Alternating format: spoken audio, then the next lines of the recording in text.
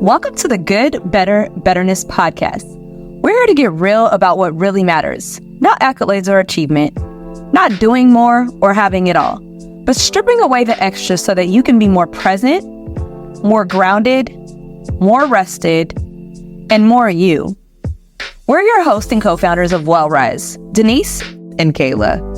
The Good, Better, Betterness podcast is a monthly chat with and for Black women about what self-care is and how you can make it an intentional part of every single day. We share real stories with real women who are devoted to living a life rooted in better wellness and living in harmony with the world around them. Take a seat, take a breath, and explore how deep and radical self-care can transform your life. Welcome back to the Good, Better, Betterness podcast, where Black women gather to uplift, inspire, and empower each other. I'm Kayla. And I'm Denise. We're your hosts of Good, Better, Betterness, and we're creating a space for open dialogue, shared experiences, and personal growth to happen. Yes, and today we have the privilege of hosting Dr. Charmeka Newton, a fully licensed psychologist and clinical assistant professor and director of the school counseling program in the College of Education and Human Development at the University of North Dakota. Welcome, Dr. Charmeka. Thank you for having me. No problem. Dr. Newton is also the owner of Legacy Mental Health Services, PLLC. She has over 10 years of experience in clinical, academic, and community settings, including teaching experience at both undergraduate and graduate levels of higher education. Her areas of expertise include multicultural counseling, research methods, test and measurement, career counseling, and clinical supervision of master's level counseling practitioners and students. In addition to her clinical and teaching expertise, Dr. Newton is also a member of the Michigan Board of Psychology, appointed by Governor Gretchen Whitmer. We love Big Gretch.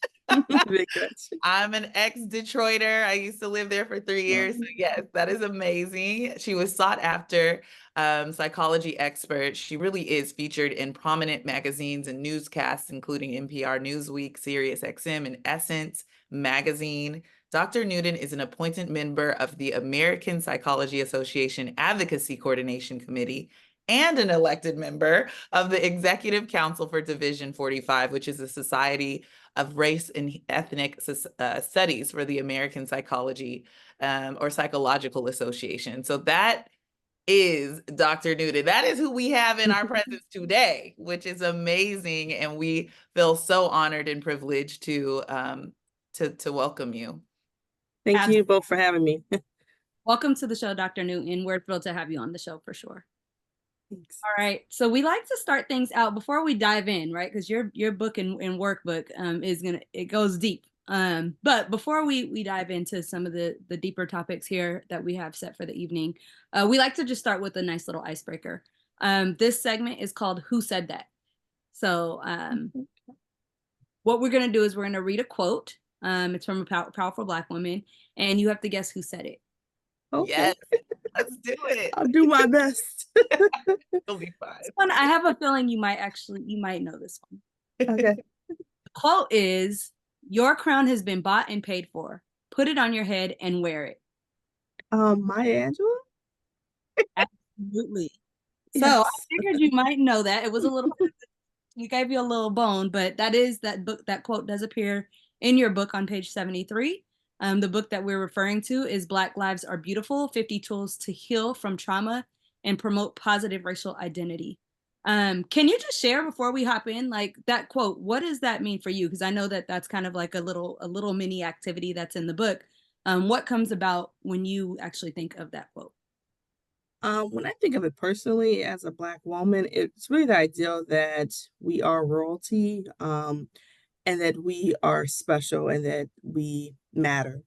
And so I think that's a message that sometimes Black women in different environments don't always get, like work environments or even, in their communities. And so for me, that quote, it means that you are royal, so you need to kind of rock your crown and walk in that royalty as you navigate sometimes difficult spaces as a woman. Thank you for sharing that. Yes, we also agree. We agree. Absolutely. Cool. So let's go ahead and dive right into some of the questions.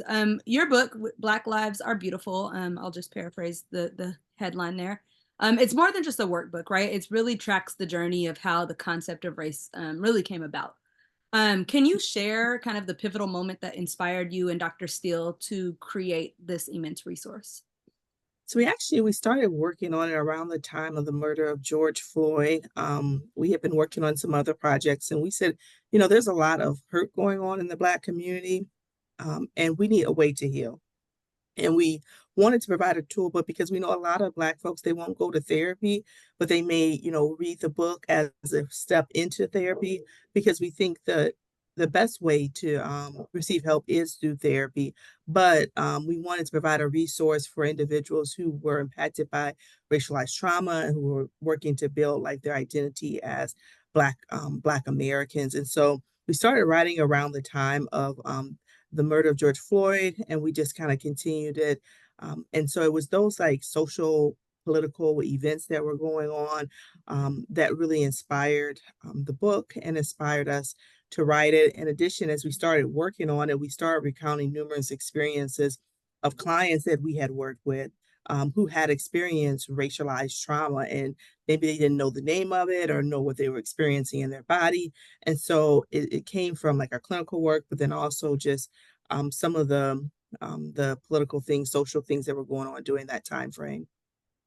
Thank you for sharing that. And I know that you share it from the perspective of individual, just an individual person kind of going through the workbook. But I know that the book does make reference to clinicians who are also going to be using that with their clients that they're seeing as well. What do you typically see? Do you see that it's more so being used in clinical practice, or is it more so being used by individuals who are kind of trying to process some of their own trauma that they've experienced?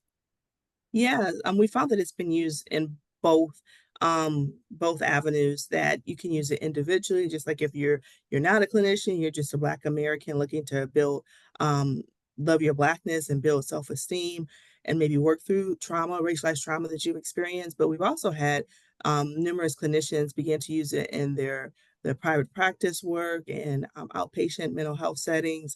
Originally, the book was written for adults, but it's been adapted into different group settings for adolescents, as well as into school environments as well, because some of the activities um, can be easily altered to fit with across the lifespan, really. That's amazing. Creating a resource that can just be used over and over and over again with different settings is the ultimate resource, right? Like it's moldable, which is awesome. Thank you. And your co-author for doing this, right? We're gonna get a little personal, but I want to make sure before we get personal, I'm saying your name right, because I realized I might have said Charmeka. Is it Charmeka? Dr. No, Charmeka? it's Charmeka. You actually said it right, and I was excited because Woo! I go by Char, so you can either use Char or Charmeka, either way. But I was excited when you said it right, because a lot of people don't say the R. It So just it's rolled off my Charmeka. tongue that way. And I was like, wait, Kayla, you didn't even check. No, you're right. Awesome, awesome, awesome. Well, with, talking about, the reason why you and your co-author created this, the book, it explores racialized trauma in depth, right? Like Denise said, it really gets deep. Can you share how you personally experience this type of trauma, or any other kinds of examples you might want to share? And then just in general, how Black women can start to recognize and understand that impact, even recognize that it's even happening, right? And the impact it has on their lives. Yeah, for sure. So when writing the book, it triggered me back to some of my earlier experiences as a Black child. And so grew up in Metro Detroit area, right outside Detroit. But I was like, I was saying like Black Mecca. So there was like, Detroit is primarily Black American. I grew up in actually Oak Park, which is right across from 8 Mile. And so my school I went to was Black. The church I went to in Detroit was Black. I was just surrounded by a lot of Black Americans. But it was those like isolated incidences that happened to me as a child and adolescent that had me question my Blackness. So I talk about in the book, like when I was 11 or 12 years old, being followed around the store by a white sales clerk and then leaving the store. We didn't buy anything because she was she thought, I guess, we were going to steal something. And so leaving the store and just realizing as a child, like something's different about being Black. Like, why was I followed? Why was I treated like that? And then it was, also the murder, or not murder, I'm sorry, the beating of Rodney King. And Mhm. so that image, when we were writing it, it came to mind. I still have that image even now as I'm talking about it with you all, of him being beat by the police. And so it was those instances that had me say that, wait a minute, there's something up with being Black, and it's not always affirmed and supported. And then I went to predominantly white universities where it really became really real, where I realized that racism is there. And I had left the Black community in which I was in. And being at a PWI was really um, eye opening for me to the different forms of racism that I experienced. And so it really, it was just those instances of I had to go back and look at how my identity was developed and how I was shaken at those pivotal moments of experiencing racism, and then um, having to cope with that myself as a Black American. Yeah, that's it's powerful because it's some of it's the story for so many of us, right? Obviously, if you don't choose to go to an HBCU, which, there aren't that many, and sometimes you don't even have the resources or thought to even do that, especially if you're not raised in the South or the East, right? You may not even know much about HBCUs. I'm originally from San Diego, and so I didn't know much. I knew, Howard existed, but not like there was a long list of HBCUs. And so both me and Denise, or Denise and I, we met in college. We met at a PWI, and I'm sure we can count back, to say, oh yeah, definitely some instances for sure. Are there warning signs, right, to kind of again help someone recognize that they're kind of reacting out of racialized trauma, right? Especially for Black women. Is there something that, happens in our body and in our mind and our thought process that is really kind of like a telltale sign of like we're dealing with some racialized trauma here? Yeah, we talk about it in chapter one, the ideal that kind of our body, it responds to when we experience trauma. Like our body can become hypervigilant, we can freeze, we can even have somatical symptoms like a headache or a stomach ache.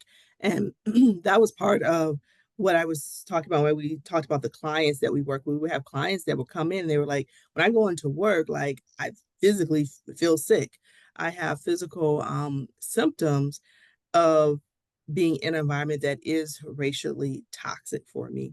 And so there are definitely keys that can let us know. It may even be just our thoughts, like our thoughts may become what I like to say less stable, or we may begin to internalize like the feelings of racism, like feeling like we're not good enough or we're not beautiful enough when we're in certain environments. And so I think it can come across behavioral, like in our behaviors, our physical symptoms, but then also in our thought process can become unstable. Yeah, no, that's a great note. I talk about this all the time, so don't think I'm about to tell you something that you'll be like, okay, but no. I say it every episode. I feel like I go to therapy every Monday at 3 p.m., right? Mm. So today is Monday, and today I went to therapy, and my therapist is amazing, Shadria. Hey girl. She was asking me, what was your body feeling, right, in this instance? And it wasn't even race related, but I think we sometimes forget that our body will tell us, it will give us warning signs, it will tell us what's going on around us, even before our mind is able to kind of put a stamp on it or be extremely clear about, oh, this is, this is what you're going through. And so I think it's really important to kind of pause and make sure we harp on that you have to pay attention to your body, right? And make sure you listen to your body, what your body's feeling in any particular moment, right? I can imagine freezing and not really knowing why you're freezing, perhaps, but at least be able to say, okay, I'm freezing, pause, why do I feel this way, right? And I think that can happen in the boardroom at work, that can happen at the grocery store, like you said, it can happen pretty much anywhere.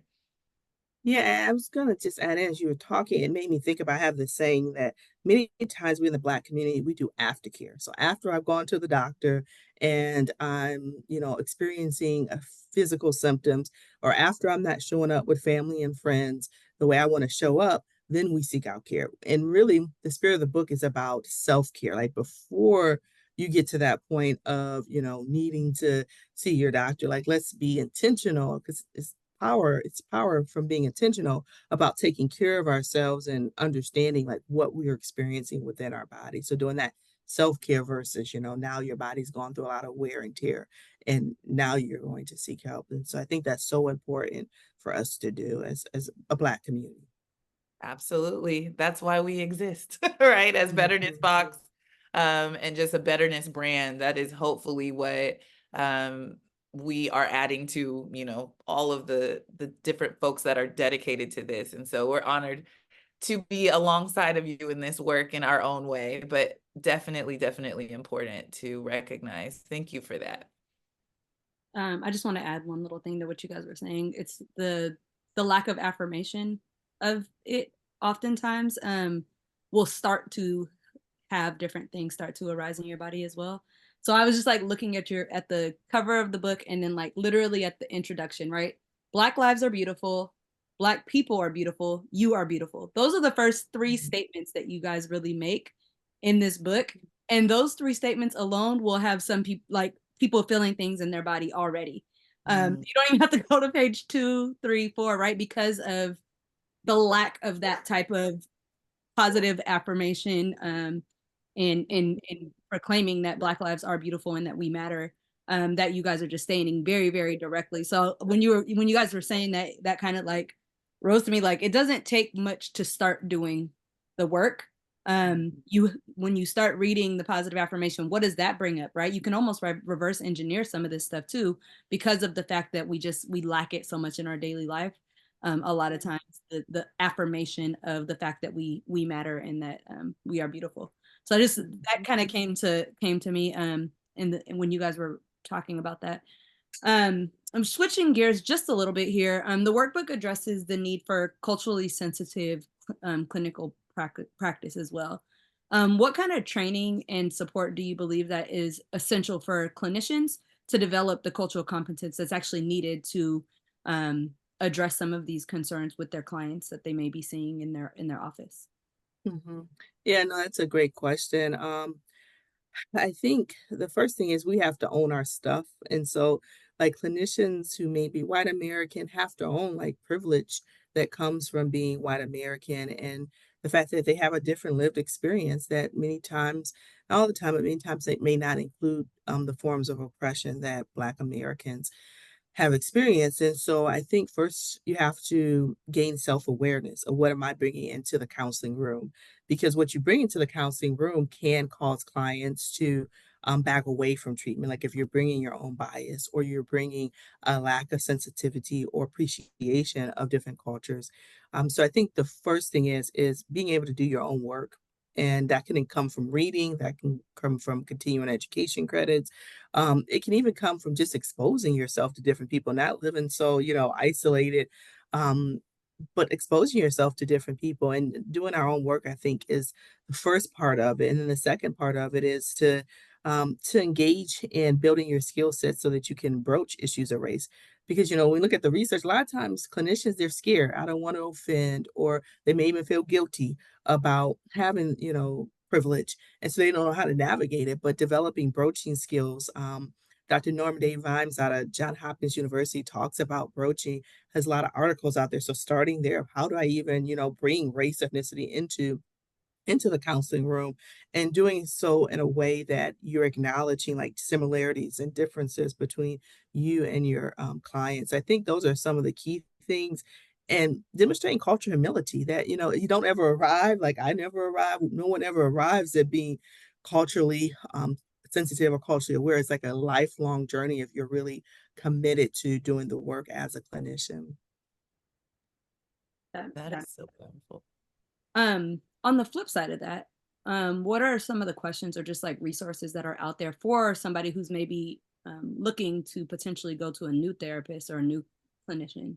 Mhm. What can they be asking to make sure that they're actually going to be setting themselves up for the most success when they kind of enter into that room and not entering a room where somebody, may just not be considerate of their own bias that they're bringing into the room as a clinician?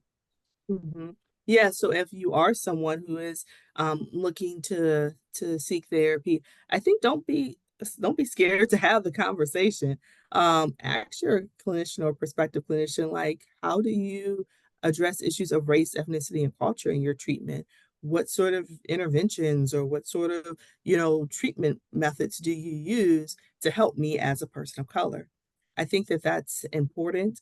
And if you can tell how the person answers the question, like if they feel uncomfortable or if they skirt the issue, or they tell you like, this is the way I, navigate treatment with a person of color. And, so I think just asking the question directly, you have a right to ask because they're going to be billing your insurance, you're going to be paying them. So, making sure that it's a match for you so that you don't have, cultural ruptures or, be met with, racism in the counseling room. Oof. I just I don't know why that triggered me because in my head I'm like, therapy and counseling is such a safe space. And yet it is another space that we must ensure that we're actually going to be safe in, right?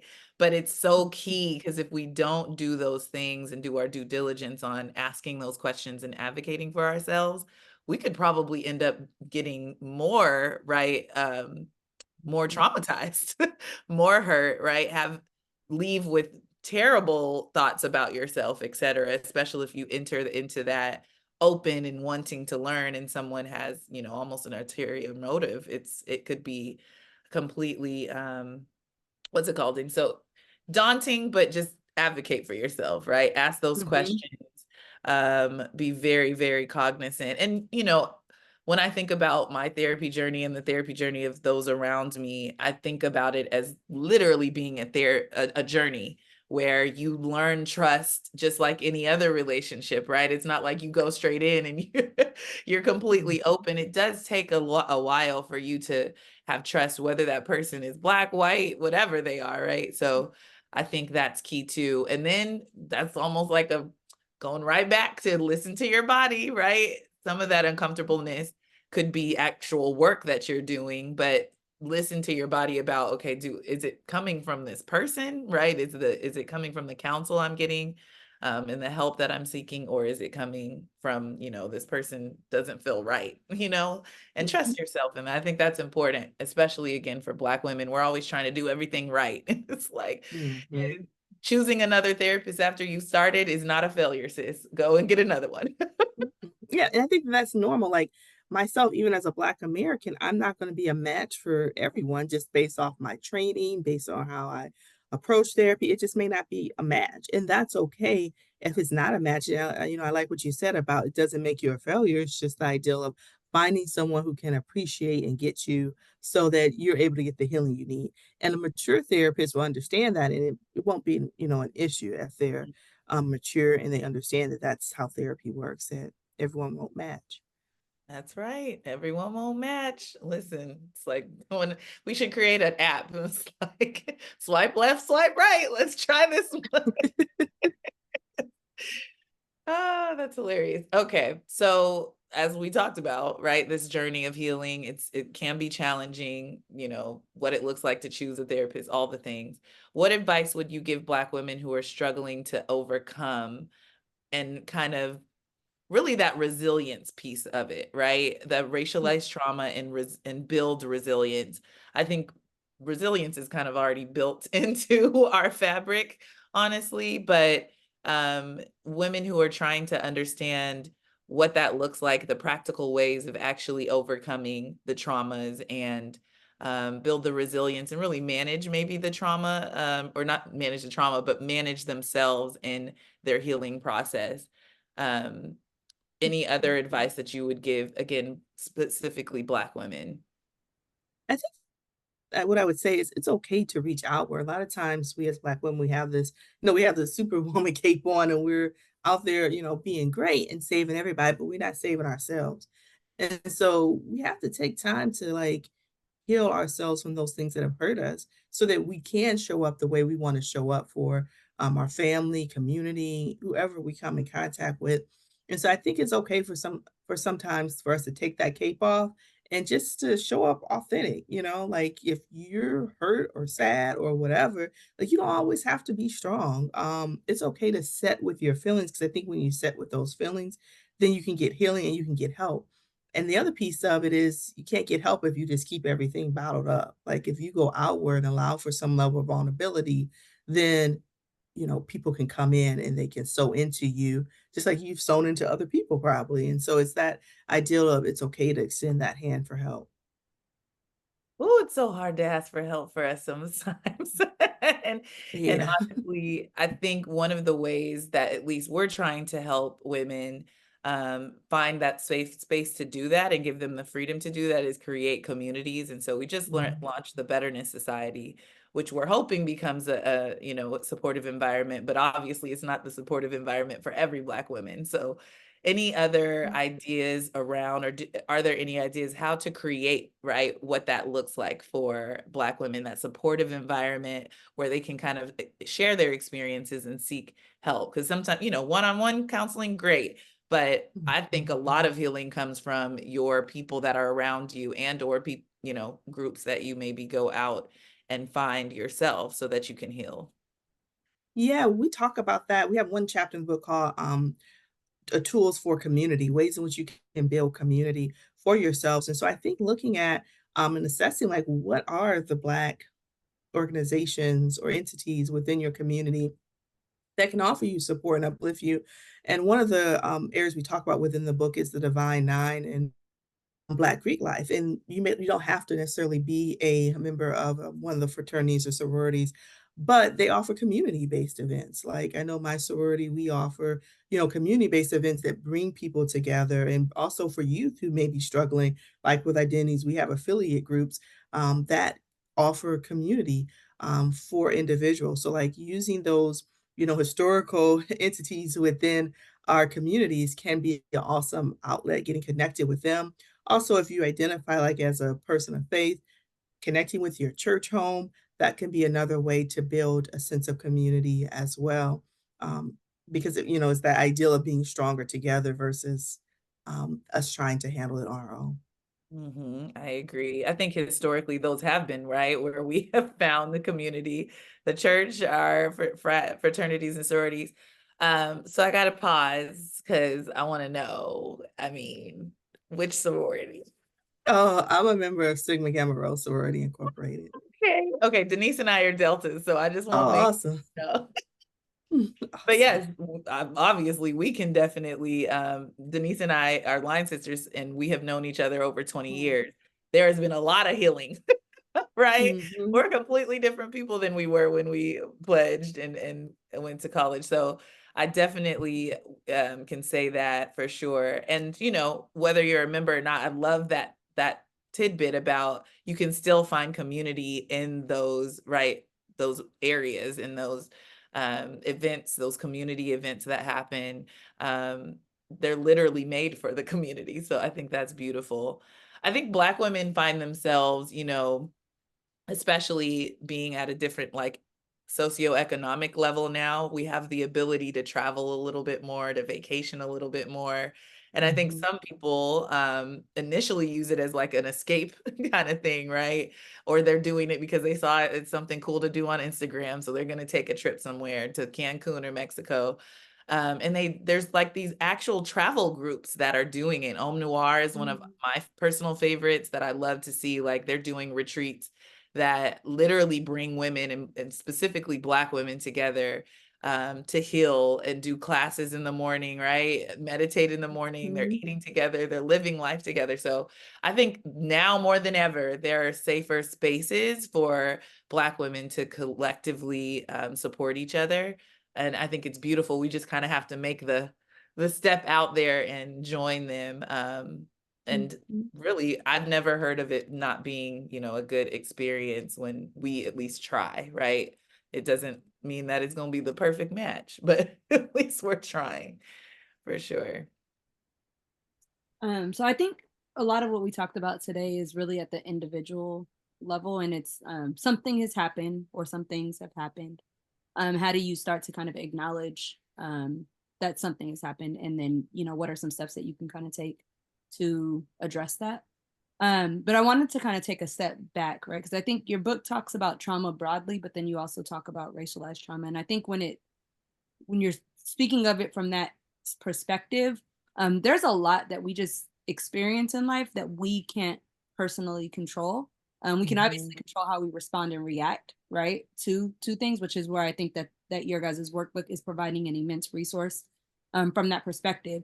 But when you kind of take that other step or that other view of it, of the system, right, the system in which we live, specifically thinking about Black Americans, we live in a certain society, and there are just things that are institutionalized and ingrained that are causing some of that racialized trauma and trauma broadly for Black Americans.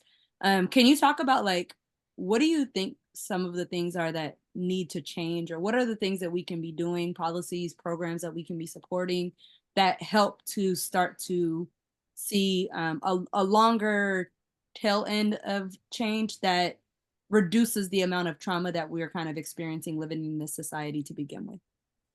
Yeah, yeah. So I do want to acknowledge the book, it was written from individual perspective. And sometimes when I think of more the macro level, like the larger scale change, it feels overwhelming to me. Because it's like, I don't know, I can't change if I have a racist boss, I can't change that racist boss attitudes, right? So I can only control what I can control. So for me, when I think about social change, I really think about how can I as an individual put my boots on the ground and do something. And so maybe we all have to think about it from that perspective. Like, what can you do to make an impact in your community? So for me, a lot of what I do is working with children and youth. Like next week, the American Psychological Association is having their big conference, and the group that I'm a part of, we put together while we're all going to be there in Seattle. We got thousands of psychologists there, right? Let's do something to impact the community. And so I Yeah. put together a community engagement project. We're going to work with youth at this particular community center doing positive racial identity development activities. They'll get lunch. They'll have activities to do. We also have a parent panel going on where parents will learn about how to build positive racial identity. So for me, it's making an impact on the younger generation and putting my boots on the ground, so to say, to think about ways in which I can be impactful to create social change. Because I think research is awesome. I think research can impact policy, but at the same time, we got little Ray Ray who needs to know that they matter and that they're important. And my research article, little Ray Ray ain't gonna read. So I need to have my boots on the ground to do something. So that's how I approach, more societal changes. Identify those things that really break your heart. For me, seeing youth live below their potential breaks my heart, so I do something about it. So I think if each one of us identifies that thing that really fires us up, then we can make a change. But I think it really starts with younger generation, giving them like hope that, what you see, you don't have to continue to live in or continue to deal with. Yeah, I think some of that to me kind of stems back to what you said earlier of it starts with you, right? So as an individual, as you work through the workbook, that then frees up some of the stuff that you were carrying to then go and do some of that work in the community. And it really is just kind of its self-fulfilling prophecy, right? In terms of the more of us that are healed, the more of us that are out there and capable, have the capacity to be able to be and have boots on the ground to continue to make sure that more people are getting the information and the resource. So love that response. Yeah. It really is about liberation, that we have to liberate ourselves before we can go back and think into community and liberate others. And so it's really, the book is really about, liberation of the self so that we can do that larger scale community work. So you can buy all of those products and spend hundreds of dollars and lots of time, or you can get a box for $25 today for your first box, and it's worth over $100 delivered to your doorstep and then automated from then on every 3 months. Make sure you subscribe today at betternessbox.com. It's worth it. Oh, so good. So good. This is my favorite. I think both me and Denise come from like a serving background. And so it's just exciting to think about what has to be prioritized first. It's literally what Betterness Box was created out of. We literally said to ourselves, Black women are not well, right? Like we are not well when it comes to our self-care, when it comes to our mental health. We really need resources that are consistent. And so we created that resource to kind of automate that self-care practice and then create these communities and resources, et cetera, that are consistently offered. However, we always feel like there's always more that we can do. I work for a Fortune 20 company as my full-time job, and I'm literally in the process of requesting basically what it would look like to have a program for Black employees at this company to use the resources and almost present the resources that are already being paid for by the company, right? All of these unused benefits. When it comes to free therapy, you get at least X amount of sessions per year. So many of those resources and perks, we'll call it, go unused because one, the knowledge isn't there. Again, we don't like to talk about therapy in our community as much. And so I'm putting together this program that literally is an educational tour to help make sure every single Black employee at this company understands what they have access to. And that just came out of me being like, this needs to happen, right? You probably are positioned to do something more right where you're at. You don't have to create the nonprofit. You don't have to go and think about your logo and your website. Wherever you are right now is probably a place that you can go and serve. And so taking off that cape and saying, okay, this is what I kind of have the capacity for. Let me make sure to do that thing, I think is extremely powerful. And we see it every day. I mean, when we start taking care of ourselves, we see that ripple through the community in such a beautiful way. So I love what you're saying about liberation, because yes, self-liberation first, and then we can liberate the community, which is beautiful. So in that, when we're talking about the beauty of our lives and what it looks like to live a beautiful Black life, what gives you hope, right, for the future of Blackness? Are there any particular trends or developments that you're finding encouraging in your work, in your access on the boards and all the things that you're doing?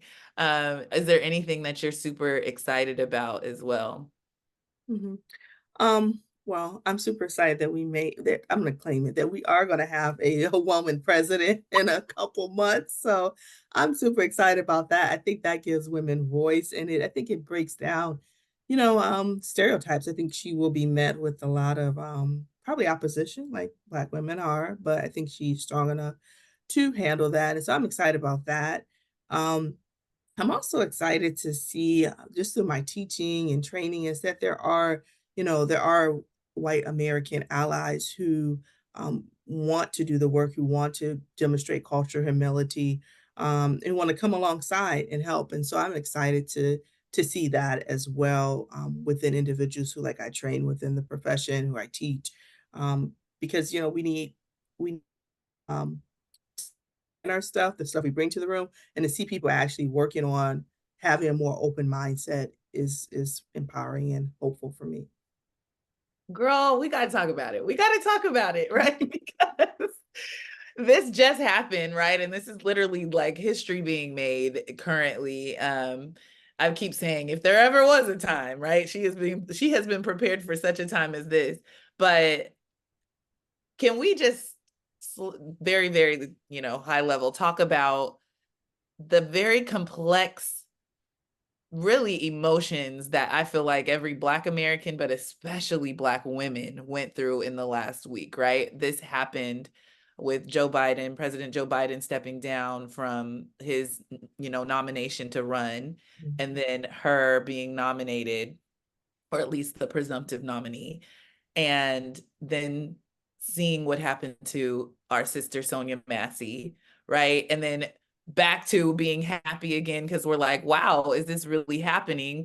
When it first happened, we had a lot of apprehension, at least in my group chats were like, if he's gonna step down, who else gonna take, right? We didn't even think, a lot of us didn't think that Kamala was an option, because in our heads, it's like, no way will America elect a Black woman. I'm just gonna be real, right? Like, in our heads, we're thinking, this is not good. Who's gonna take the mantle? And instead, right, then we're on this high of like, wow, America is reacting seemingly very well to this candidate, probably because of the other option, but also, right, like this is happening. And then we see what happened with Sonia Massey. It's just like all of these roller coasters of living in America. I don't know if you have any thoughts about like, how do we navigate this very, it's a very push and pull, tug of war kind of environment right now in America, especially again as Black women. Any advice, thoughts, opinions, girl? Let's get into it. Yeah, yeah. I think, seeing the video of the murder of Sonia Massey, like, I mean, it was triggering for me. Like, I watched it in my car and the Target parking lot, and I had to sit in my car for a few moments and regather myself. And I actually contacted Dr. Steele, the co-author of the book. I had to process it with her. Like, did you see the video? Like, what happened here? Like, what's going on? And so I think, it's this ideal of, there's these steps forward, but then we get these steps back. And like, seeing Vice President Harris, take on the presidential nomination, it was exciting for me. Then it was like, I felt in my spirit a little bit like this could be dangerous for Black women. Like she's going to come under attack and it's going to impact like us, like as a group. Um, but then at the same time, I don't know, just the optimism in me still has hope, like hope that racism obviously is still there. But maybe there's hope that there is this pocket, kind of like what I was talking about allies, there's this pocket of allies who good wins over. And so I think that's for me with the election is like, will good win or will evil win? And for me, I tend to stay hopeful with the ideal of good winning in the process. So Yep. Same. It's like, I don't want to choose the other one. So I feel like we don't have a choice, especially again, as an optimist as well. It's like, no, we got to stay hopeful and do the work. Seeing Black women organize and then everyone follow, right, has been a beautiful, beautiful thing to witness as well. But yes, the reality is many of us don't feel safe, even if it's, not right outside our door. Maybe it is, right? Like that is just an interesting juxtaposition that I think we have to navigate. But making sure we have the tools to do that navigation actually is imperative. I think this is a time for this book as well, right? This workbook to do this work and prepare us for what is to come, I think is very, very important. And so, again, very, very, very grateful and honored to have this resource that you and Dr. Still have created for, again, such a time as this. All right. Are we about to wrap up, Denise? I think we are. We are at the wrap up. I did have one more question though, just because you brought up the idea of safety, right? And earlier we were talking about just kind of like physical cues that your body gives when you're experiencing certain things. So can you talk about maybe some of the physical cues that start to come up when there is a lack of safety, just so that if anybody is starting to maybe experience some of that, they can kind of start to take note? So I like to be transparent. So when I've worked in work environments where I didn't feel safe, I retreated. So it was me sitting in my office with the door closed. Like I didn't go in that lunchroom because there was going to be microaggressions and it was going to be hurtful.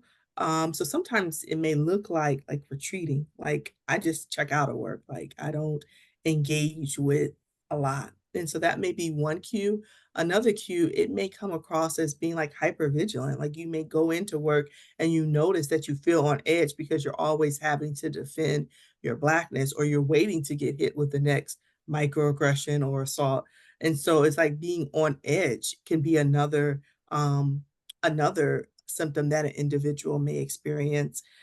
So you can see it across the spectrum from shutting down to being hypervigilant, to even just like experiencing depression or anxiety from situations. There's this thing called racialized trauma where you may not have directly been the person who received the trauma or the traumatic experience, but us just watching things like we just talked about Sonia Macy, like seeing the video, reading the stories can create trauma for individuals where you may begin to experience symptoms kind of similar to PTSD, where there's that hypervigilance, There's anxiety, worry coming into your personhood. And so I think those are some of the symptoms that individuals can experience as well.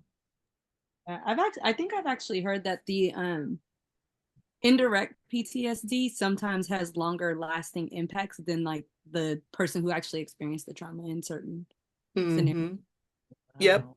Yeah, because vicacious trauma, like you're constantly getting hit with it, so it creates more wear and tear on the body because you're just constantly seeing it in different, whether that be media or you're seeing the other Black person at your job being mishandled. And so because it's so rapid and so frequent, it can lead to longer effects. Wow, that is interesting. I don't think I've ever heard it in that way. Thanks for asking that, Denise. I know there's a lot of articles that are coming out here and there as well about, what is happening to our physical bodies due to the wear and tear. There's one article that looks like it was posted by this page called Fierce by Meaty, and it says how being silently pissed off is fueling autoimmune disorders in women of color. And I think it's just this concept, right? Again, of what we call weathering, right?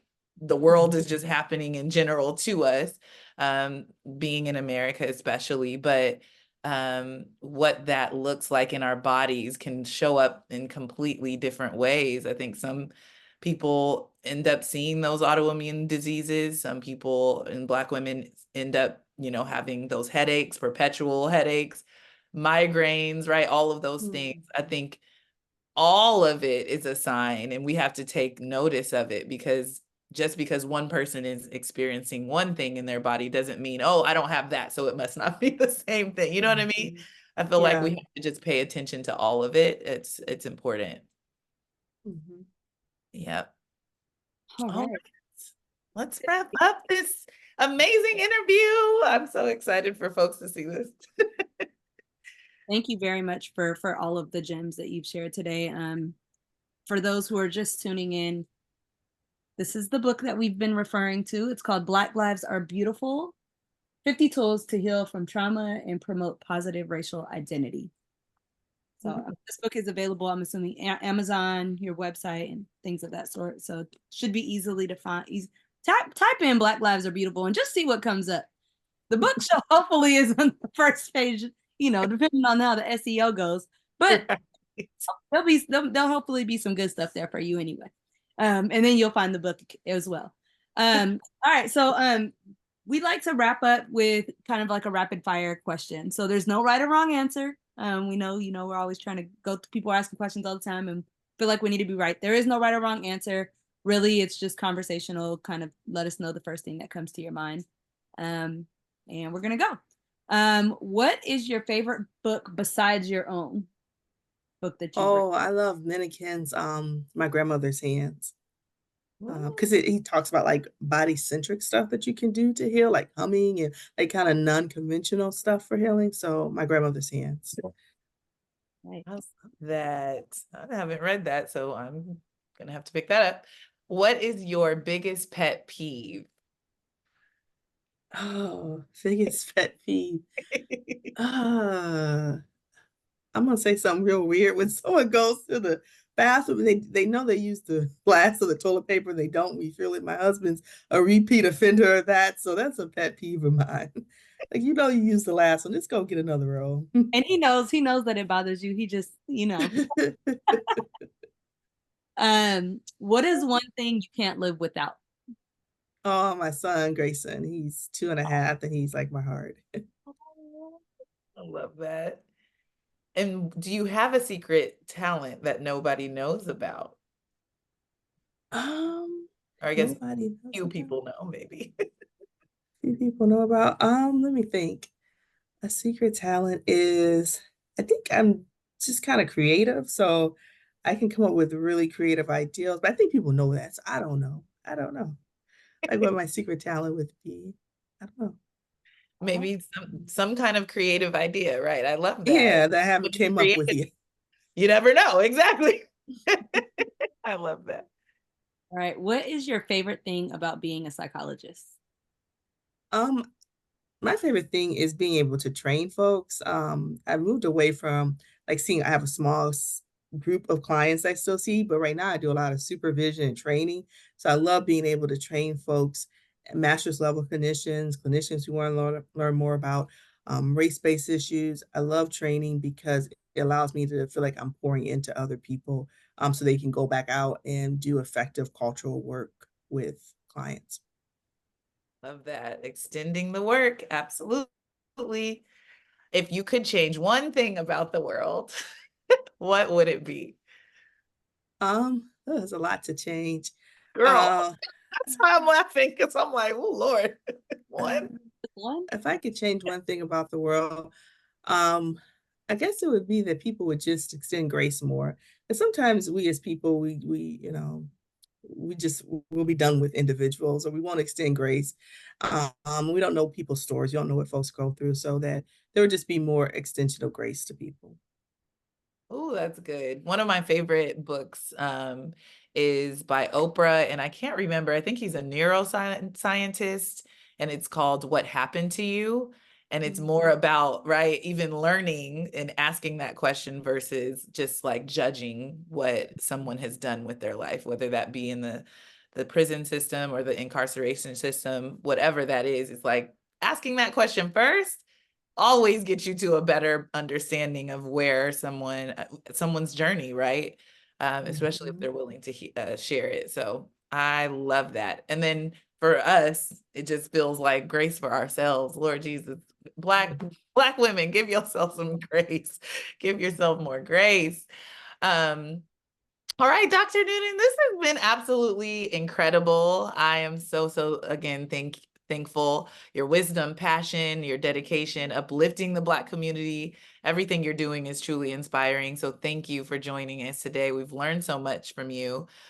Before we wrap up, we want to make sure that you tell your listeners where to find the book. I know we talked about Amazon and any other work, right, that you're doing. If there's a way for folks to sign up to your trainings, whatever that looks like, make sure to give you the platform to share some of that. Yeah, for sure. The book is on Amazon, Barnes and Nobles as well, or you can also get it from the publisher, which is Routledge. But a lot of people just go to Amazon because Amazon's pretty popular these days. And then also, I tend to building my Instagram followers, so feel free to follow me on Instagram. I post like if we have trainings or events coming up on there. It's just Dr. Char Newton is my Instagram. Awesome. At Dr. Char Newton, CharNewton. For those of you who are listening, make sure to follow her for sure. Absolutely. Be sure to follow Dr. Newton on social media for more insight and any upcoming events. Do you have any other books, any new books coming? Do we get a little drop? Any new content coming out for the people? Yeah, I have one that's in work. It's currently under review with a different publishing company. So I'm hoping that one will be out next year. So fingers crossed. Hopefully. Yeah. So keep an eye out. 2025. We have Yeah. It's gonna happen. Yes. Absolutely. And we'll be sure to put the links in the show notes, so anybody who's following will also be able to find you pretty easily from the episode. Thanks. All right. And to our amazing listeners, thank you for tuning in to another episode of Good, Better, Betterness.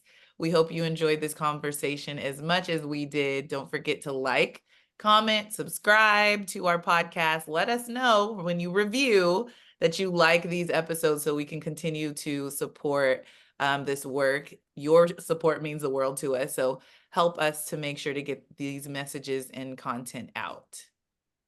All right. We will see Thank you. you. Thank you very much for joining us this evening. Hey sis, we thank you for honoring yourself by taking the time to listen to the Good, Better, Betterness podcast. Thank you for joining us on the journey to betterness.